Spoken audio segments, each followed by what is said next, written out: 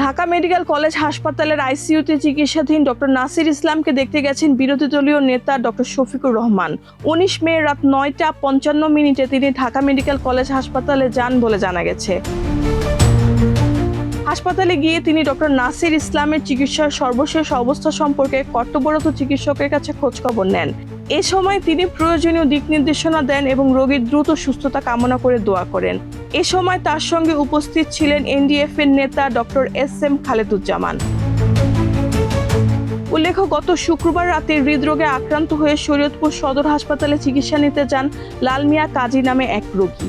পরবর্তীতে তার শারীরিক অবস্থা অবনতি হলে কর্তব্যরত চিকিৎসক ডক্টর নাসির ইসলাম তাকে ঢাকার জাতীয় হৃদরোগ ইনস্টিটিউটে রেফার করেন।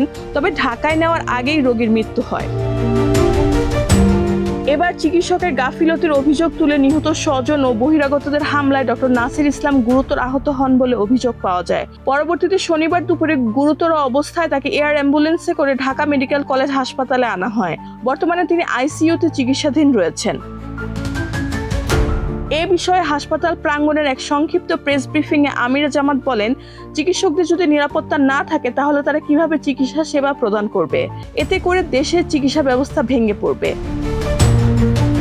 তিনি আরো বলেন, সরকারকে অবিলম্বে ঘটনার সঙ্গে জড়িতদের দ্রুত শনাক্ত করে আইনের আওতায় এনে দৃষ্টান্তমূলক শাস্তি নিশ্চিত করতে হবে। এছাড়া তিনি নিহত লাল মিয়া কাজের মৃত্যুতে গভীর শোক প্রকাশ করেন এবং তার আত্মার মাগফিরাত কামনা করেন।